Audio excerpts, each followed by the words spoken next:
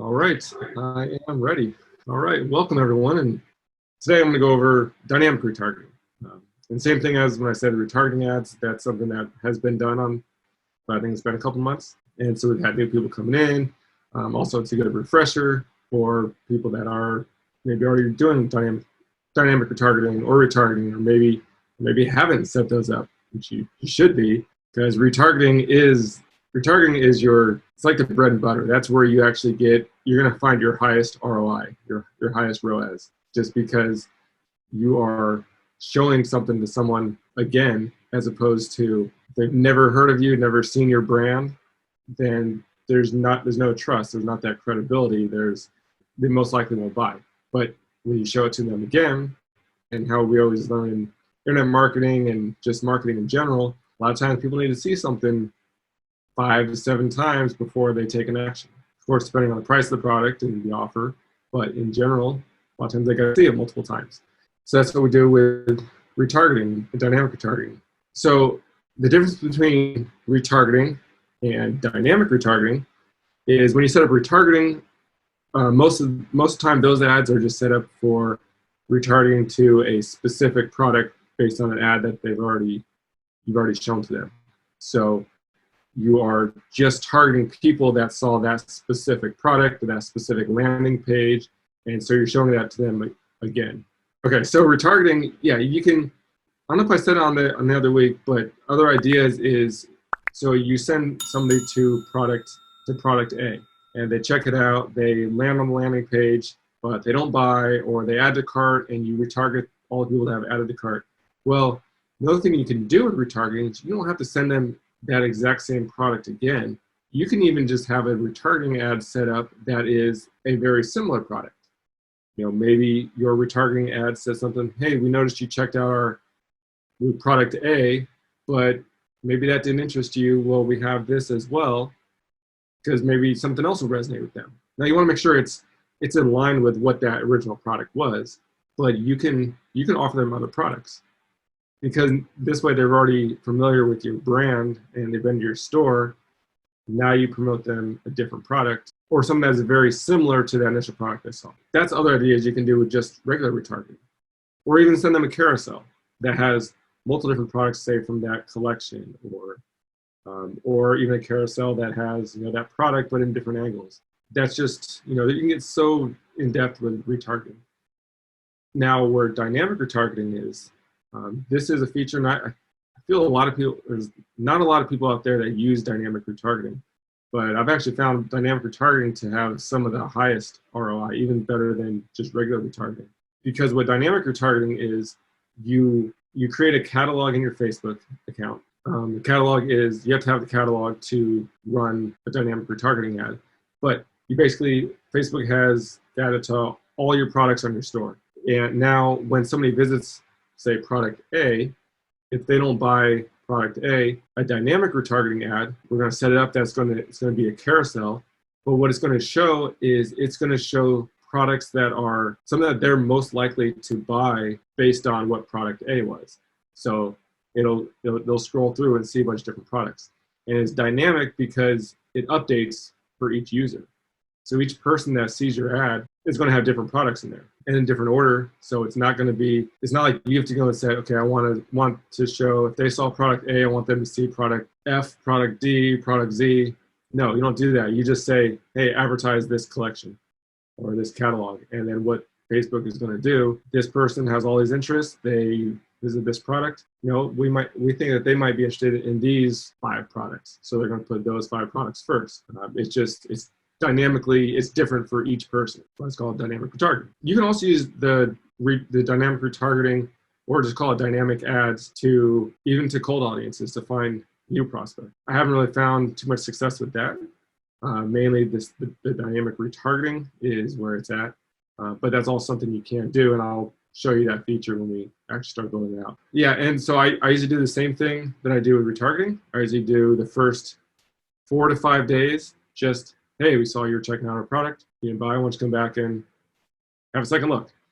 And then usually days 4 to 8 or 5 to 10, something like that. Then I'll throw in a coupon if they didn't buy the first time. I usually do that same method with single retargeting and dynamic retargeting. To start this out, first thing you need is a catalog. So we're going to go over quickly setting up a catalog and getting that into Facebook so that you can actually run dynamic retargeting ads. I'll go ahead and share my screen.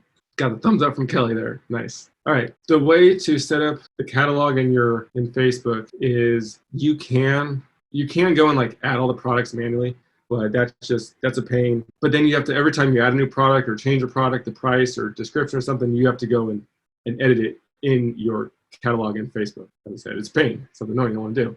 So you're going to need some tool that actually keeps Facebook up to date with your Shopify store. There's different ones out there. If you go to the Shopify App Store, just type in Facebook catalog.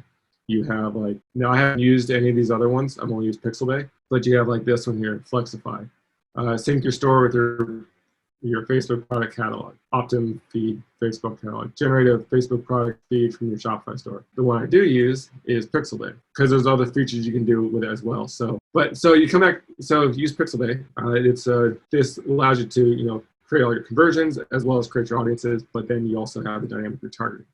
So the way you do that is you're going to come into your settings here and make sure it's connected to your Facebook. This store I haven't connected it, but we don't really need that for this video or this training. So the product catalog feed, this is created here, and this is your store. Pixelbay does, it creates the catalog feed. So all you have to do is come in here and copy it. So we'll copy this. Now, one thing to note, in here, if you have products on your store that violate any of Facebook's terms of service or policy, you'll want to go in and you exclude those products. So if it's anything to do with like tobacco, smoking, if it's any like knives, especially knives, that's probably the biggest thing is like weapons. Why you'd be selling things like this anyways in your store. But if you do, especially you may have a kitchen store, so you may have some knives on there. And while you can sometimes get away with selling knives on Facebook, it's kind of that gray line, and you have to really have the right angle, and you got to be careful with it. So I wouldn't recommend it. But if you have them on your store, you don't want, this link here is going to take all your products and upload it into Facebook. Basically going to link the two. So if you have products that you don't want on your catalog, you want to go to the configure product exclusion, you go in there and you just select products that you don't want to be included in this catalog feed. So we copy this. Now you're going to head over to,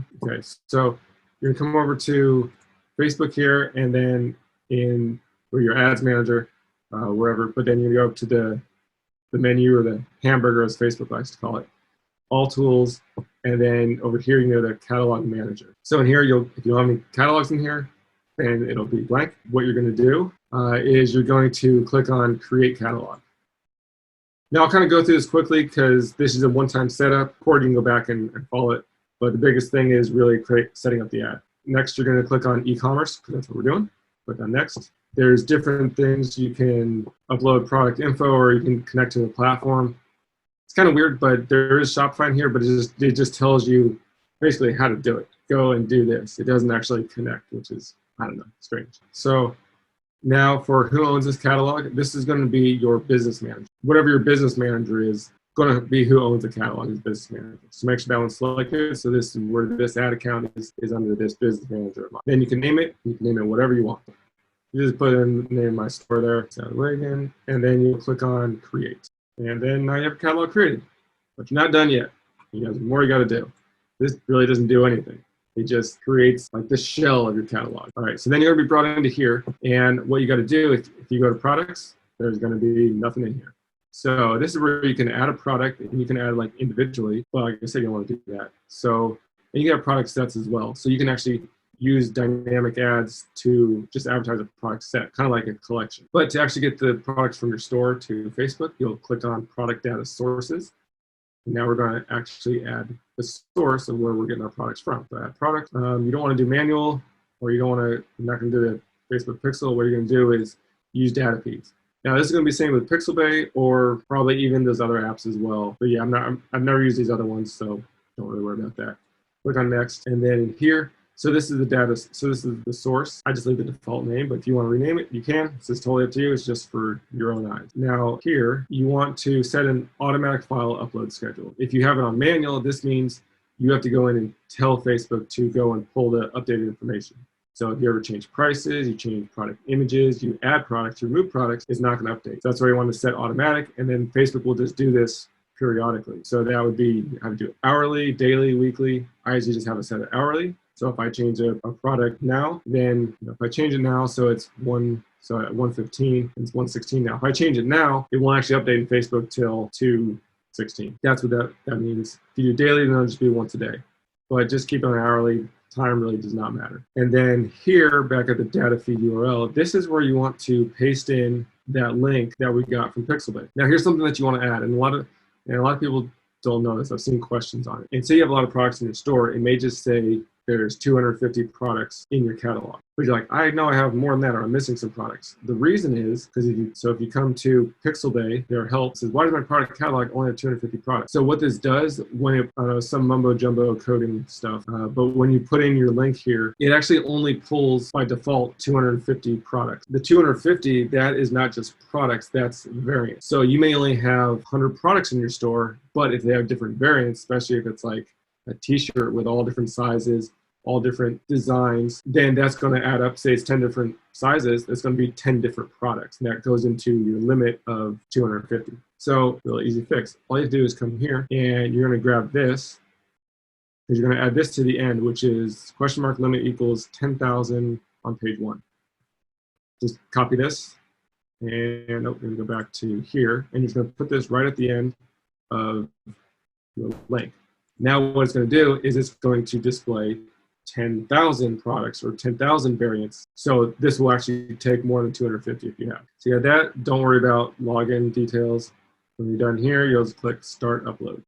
And so what it's going to do is it's actually it's looking at your store, it's uploading the data. So so once it's done, you're going to have, it'll say, the result. If you have any red errors like this is something that you want to go and fix. Otherwise, this product just won't be in your catalog. And then you will also have this orange one here. But this is orange. This is an error. This is a warning. The warning doesn't matter. This is something to do with Google. Don't worry about it. It's fine. Every time you upload this, most of the time, you will get this warning, which is fine. You don't worry about it. But other than that, it's good. So 47 products were added to the feed. Now, if you go back to products, so here's all the products in here. If you scroll through, if there's any with the variants, I guess I don't, but so if you're looking through here, say this mouse had 5 different colors, 5 different variants, you'll see gray, you'll see black, you'll see red, you'll see whatever. And so it looks like I don't have that many products. No, it shows each variant. So that's what that is. Then you can come in here, and if you wanted, you can create product sets, create product set, you can do that. So after you've done that, so this is your feed now. So it's going to upload once an hour, or it's going to sync once an hour. But next thing you want to do is you want to events data sources. So this is where you want to connect. You want to connect tracking. So this is where you're going to connect your. You want to connect your pixel. So search for your correct pixel. Just go ahead and turn it on here, and then when you hit save, now it's going to sync your pixel with your product catalog. And that's all you got to do. Now your product is now your product catalog is set up, and as a one-time thing, you're done. You're done with this part. Now we'll actually get into creating the ad.